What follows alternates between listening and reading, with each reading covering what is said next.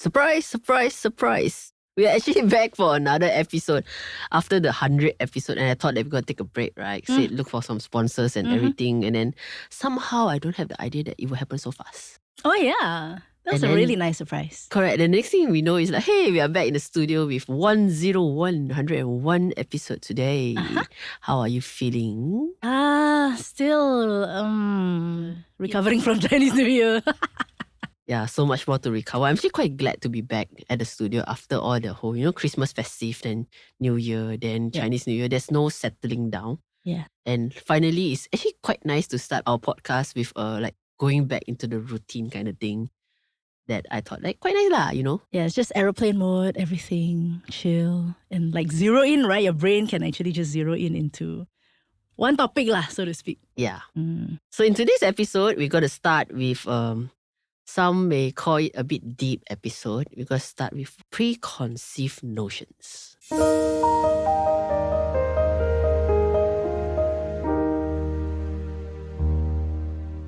You're listening to Jom Sembang Malaysia.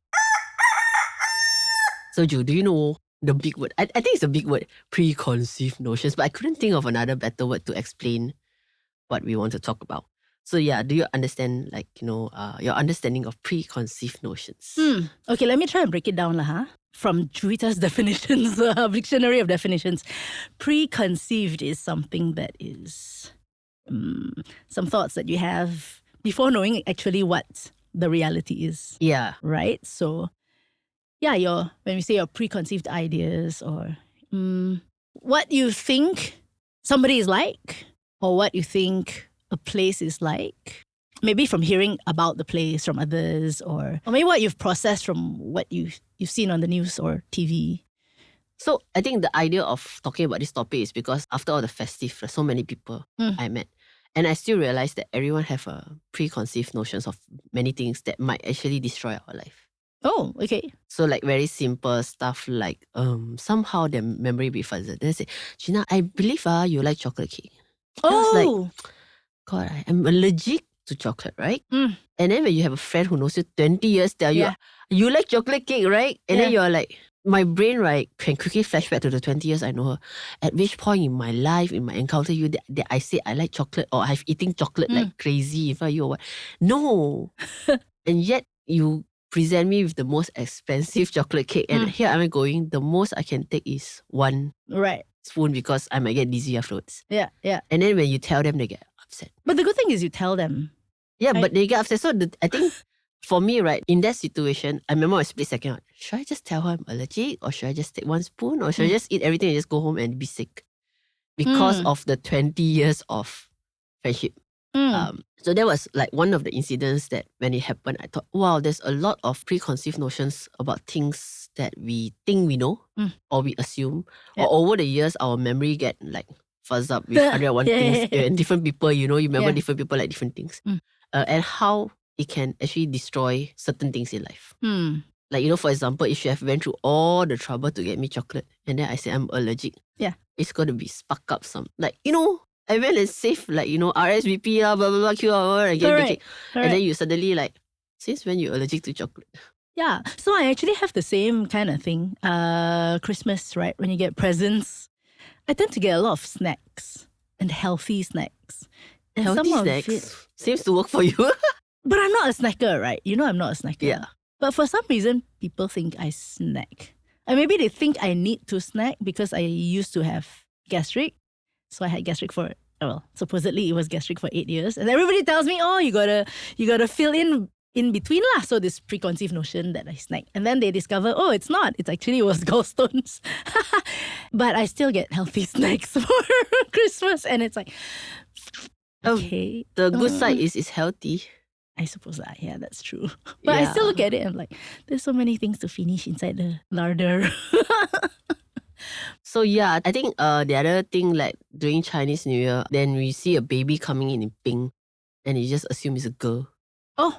And then you start to go like, oh, your girl is so cute, blah, blah, blah, blah, blah, blah, blah.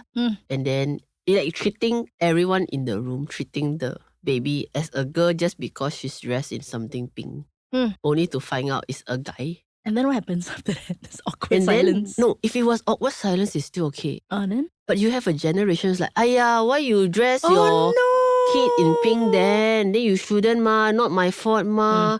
And then you start this, it's something that was very happy. Yeah. A baby playing. Yeah. Happy, everybody, wow, you have a new baby. Yada, went into this whole judgmental thing where you say that, you know, why you dress him like this, that's why we thought he's like this, like this, like this. Yeah. So it became totally opposite True. thing.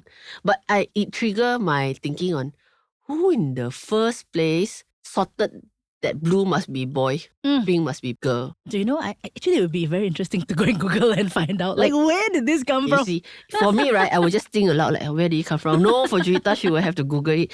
But yeah, we shall leave that Googling to you in this episode. But okay, let me tell you a preconceived idea that I used to have growing up. Okay. Right? And I used to think that if you couldn't speak good English, then you cannot be very smart. Okay? So I used to associate intelligence with your proficiency in English. Seriously, right? Now, even as I say that, I'm thinking how ridiculous that sounds, right? But I only broke that idea, right, when I went to Chiang Mai. Okay. Okay, so I visited. There were a couple of Malaysian friends who had been living there for a few years. So as we were driving along the road, then they were telling me, you know, Thailand, right, is a very good place to live because as a new grad, you can get a car, you can afford a car, and then like you don't have to take a huge loan. And look at all the houses, right? They're not like, you know, here is sometimes here it's like the whole thing looks the same one. You know, it's like you can't differentiate one house from another.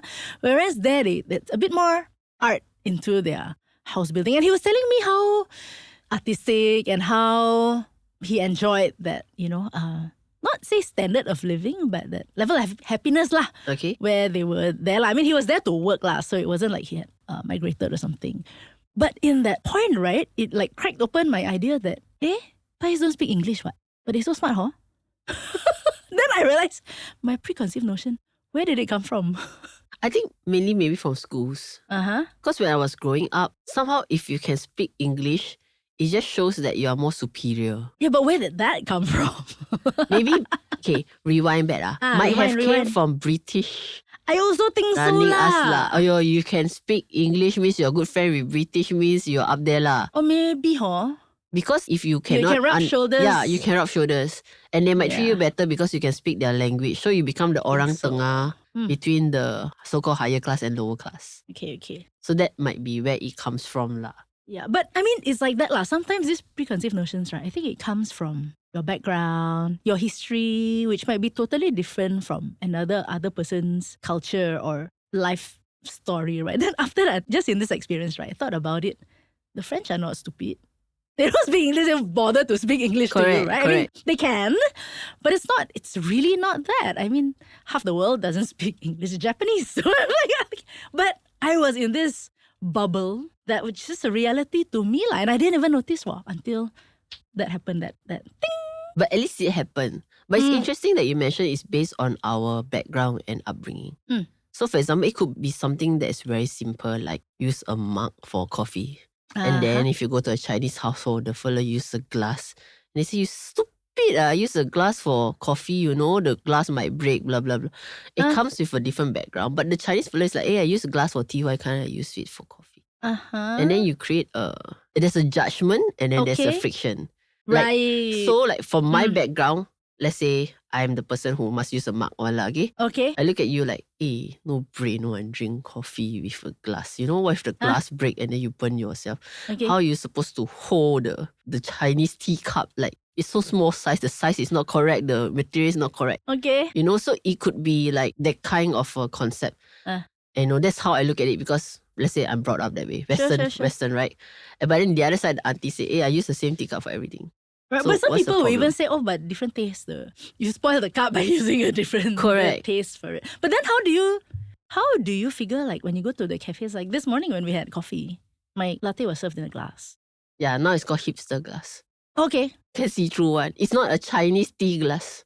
It's like transparent see-through glass floating like that, your latte. Okay. You know, okay. so like, yeah. So what I'm saying that back then, things are very fixed. Maybe back 30, 40 days, things are really fixed. You blue means guys, pink means girls. But now you wear, it doesn't matter. Yeah. Like you can see a guy driving a pink car. Yeah. Last time you'd be like, crazy Barbie doll fella driving, But now everyone has their take on it. Right. And because the world is becoming more individualistic, then it's acceptable somehow that people like things that is before this gender set, now is gender free. So another one is my mom, right, has this thing, right? When a person walks into the room, right?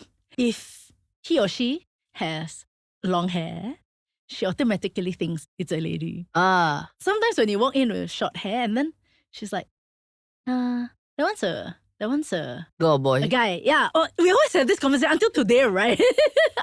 So I'm trying to tell her, doesn't mean short hair means must be see, I'm also confused now. It doesn't have to be a guy, right? Yeah, but until today, I think it's their reality lah. And they're growing up and then things change so fast now in the last 10 years. So that preconceived notions to adjust into today. But it's very hard to avoid having a perception before you encounter something. Okay. Maybe after break, I'll explain a little bit more on what I mean by that. All right.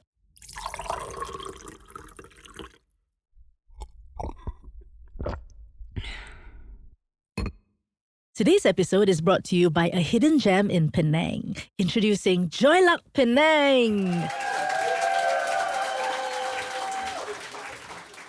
A pet-friendly place with an outdoor atmosphere is as cozy as relaxing at home. And there are regular interesting workshops and talks for your personal growth and enrichment too. If you want to organize your own events or gatherings, feel free to reach out to them. Apparently, rental is free. Just a minimum fee per head count.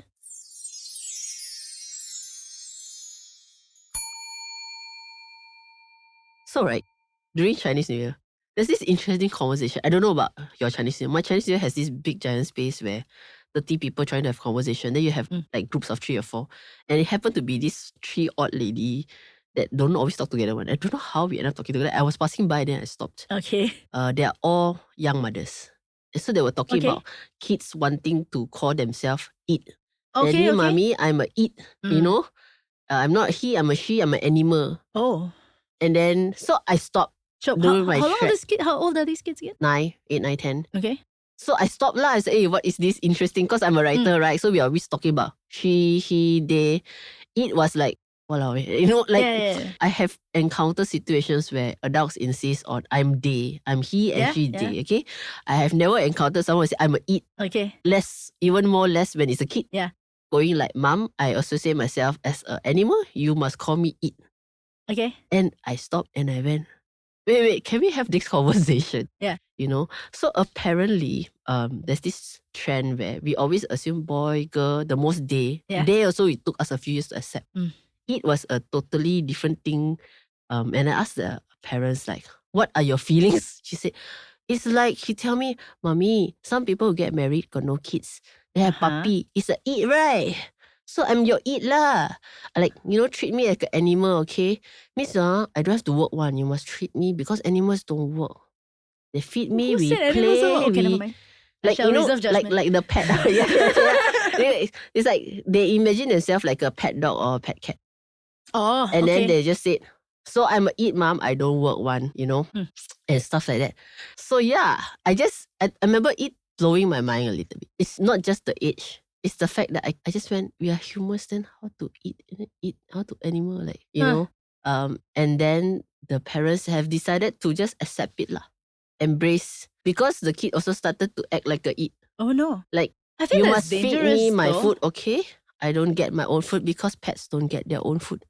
And then you must spoil them like a pet lah.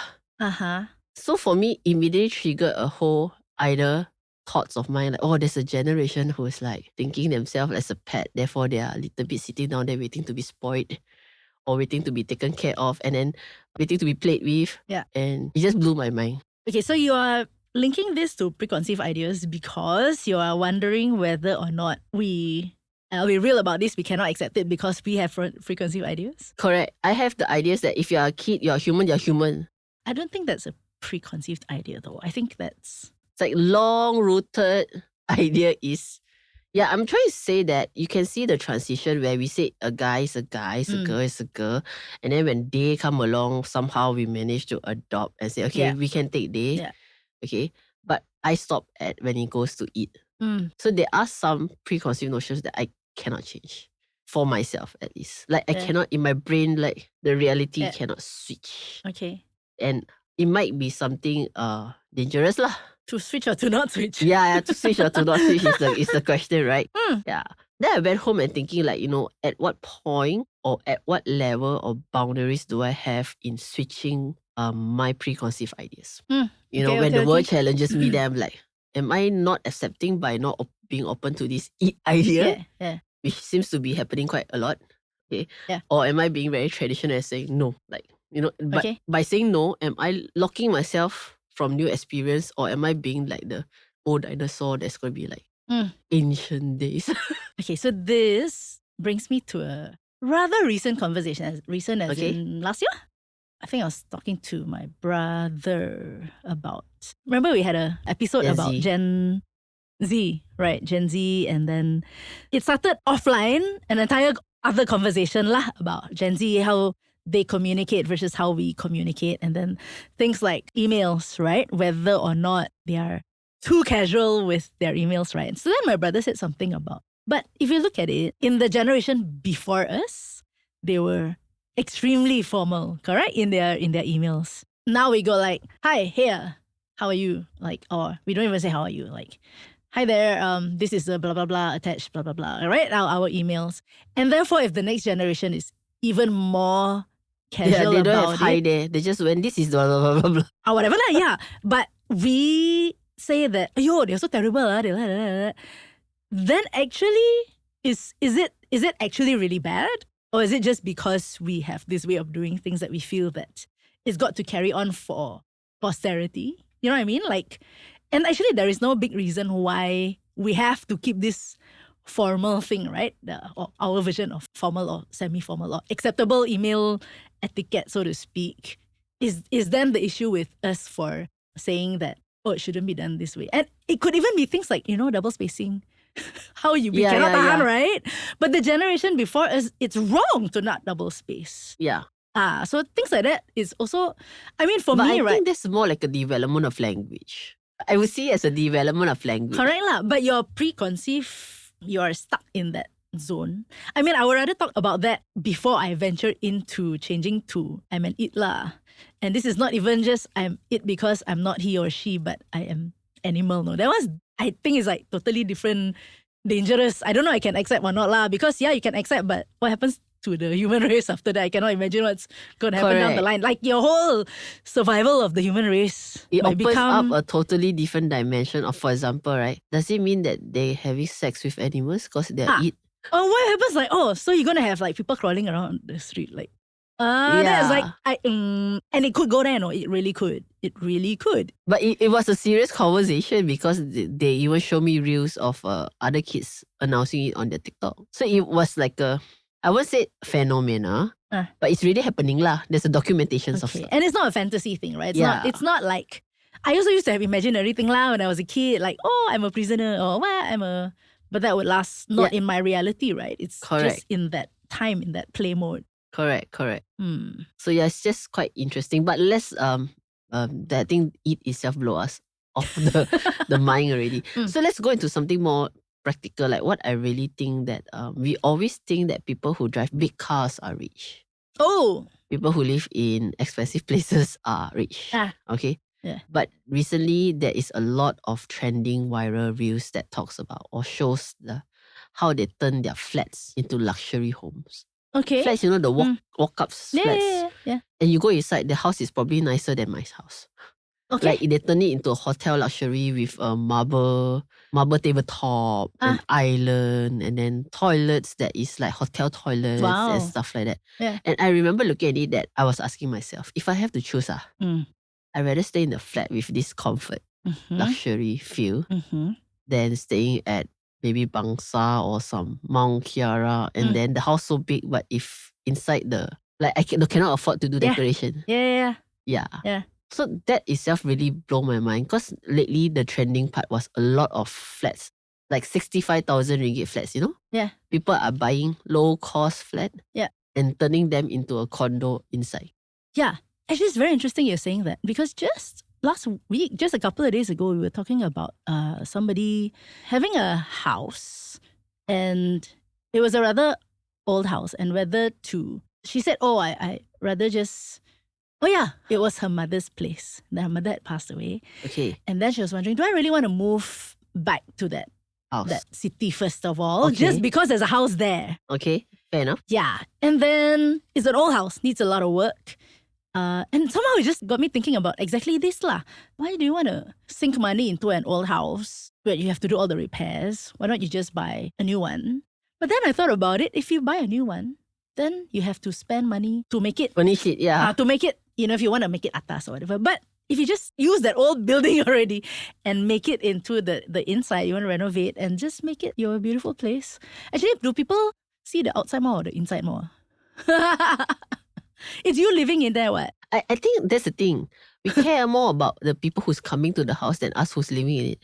Like, will people like outside my house must look presentable, inside my house must look presentable. But at the end of the day, you are the one who spend 99% of the time in the house. Correct. So it's like, I think a lot of people, when we have property or we have assets, we think about what other people see. Subconsciously is that. Yeah. Like when I bought my car, Yeah. the time Proton Ertiga is not popular. Okay. It's like the first 3 months I see it on the road, very random one, okay? So when I bought the car, I say, hey, this what random car I never see before, rarely see. Blah. So they already have this mindset that it must not be a good car because I don't see it on the road that often. Oh. Okay? And then, come Tak on popular lah. It's a Proton lah. What makes Suzuki, all this makes thing no good one, you know? So there was all these preconceived notions again. And then I'm saying, I'm quite happy with my car. Yeah. So even when my parents said, yeah, why you buy this car? Like, nobody know. Like, is it a proven good brand? It was your decision accurate? You know, is it money well spent? You know, and I'm like, I'm happy driving it. And then I went home and I asked myself, 99% I'm the one in the car. And then when people look at me, I don't even, like, you drive, you look at the car, then you just look at the car, you won't sit down there and say, the stupid fella chose this car. You get what I mean? You will just say, oh, it's a car. I like it, I don't like it, you drive on. People don't come to your face and tell you are stupid for making a decision. 99% of the time it's just me in my car, no disturbance, nothing. And I thought, I'm happy and I'm okay with that decision. But I remember when I first got the car, those were some of the questions that everyone like, huh? What? What? Like they don't even know the name. It's not really not popular at all. Yeah. So so that was like, oh, okay, so this is this kind of decision. So when it comes to this housing trending thing, I think people are finally stepping up for themselves. Okay. Like they know their affordability. I can only afford a 65,000 walk-up flat. Okay? But I can spend 30K and make it nice. Then I do this. I live in a horrible neighborhood. Next to me all look like really weird one, but my house inside is paradise and I'm fine. And then you know that they're fine because they're proud enough to do a TikTok reel about it. Like, you know. And those are the things that I thought, quite nice to break that preconceived notions in everyone's mind. And I think the only way we can overcome all these notions is actually allowing ourselves to open our mind to learn new things. Yeah. So I think there has to be that openness. Like my story, right, earlier about the English thing. You can allow your experiences to change your preconceived ideas. But I think it's important to talk about it. Yeah. I think one at a time lah. Like if I tell one person, perhaps that one person might, oh yeah. Perhaps 10 other people will like, oh, nonsense lah. Cannot speak English, so quite silly lah. You know what I mean? But slowly, I think you can kind of change. And not just that. I think when you break one preconceived idea, you also kind of get people to think about the other preconceived ideas. If I was wrong about this, then I could be wrong about 101 things. Yeah, correct. And I think that starts people on that journey of growth, that they're not always, what they think they know is not always right lah. I think for me, looking at the history of humankind, Wow. we started off with very strong preconceived notions. Because the world, life was simple. You know, it's very black and white. The world was flat. Yeah, then as you go along, it's not black and white, it's grey area. And then as you go along, when you reach to our generation now, it's like we specialize in, or we focus on special, uniqueness, individualistic. The moment you have individualistic, there's no general shape. preconceived notions. Mm. Because you are all trying to break the mold to be unique. Right. So end up, there's no mold lah. Everyone keep breaking the mold, there's no mold lah. Ah. You know? So then that becomes why preconceived notion no longer works. Last time you go like, okay, blue is boy, pink is girl, because everyone follows that notion. But now you try to be funny ma. I want purple. I want whatever color, right? You know, then everyone needs to take a step back and go, like going to a washroom the other day. Yeah. It just happens to have red door and blue door. But it actually, the owner didn't think much about it. You know, just paint and then put the logo terbalik. Because he didn't think that I'm painting it blue for gents and red for, right? That's terbalik. Everyone went to the wrong toilet all the time. They don't look at the icon on the door. Correct. They look at the color. First idea is, red and blue. That means I red lah, I female. Yeah. Open there or all urinal. Yeah. Wise or not, I don't know. But I'm just saying that people don't put too much thought into all these things because I like red lah. You know, I want it to be a guy red lah, you know. So in a way, I think it's interesting how humans are challenging all these preconceived notion things by putting in their own notions of things. But when it goes too extreme, it's like, what's going on lah, you know? So that is the thing. So I always say that try to have an open mind, but like my case with the he, she, they, it was beyond my open mind lah. I'm like, wait this one I need to sit down and think about it. But the fact that I need to sit down and think about it means that I'm really open to challenging whatever notions pre-notions that I have. Yeah. I think the important thing is to process it. Yeah. Process. Don't just, it's got to be like that. Or just don't accept it. You know, it's very easy to, because everybody is thinking a certain way or a certain new way, and therefore you think that I have to also think like that. Because then everybody will have the opposite preconceived notions. And actually, one day, right, you want to do black and white, is considered off, you know, because everybody is in fully coloured thing. So you will shift old preconceived notions to current preconceived notions. Yes. But at some point, it will still be preconceived notions. Correct. So I think my advice to people out there is be open to experience new things and learn new things, because preconceived notions are no longer mortar or bricks and mortar. It's changing because of the way humans is changing. Yeah. And I will end with this one line. So I told the mother, eat dog or cat whatever is it that eat Dog and cat also got he and she. That is true. Jom Sembang Malaysia is hosted by two Malaysians who are passionate about Malaysian stuff. Stay tuned every week for a brand new Sembang session with Juwita Suwito and Gina Yoong. Today's episode is recorded at Studio 2105. Remember to click like and subscribe for a brand new episode next week.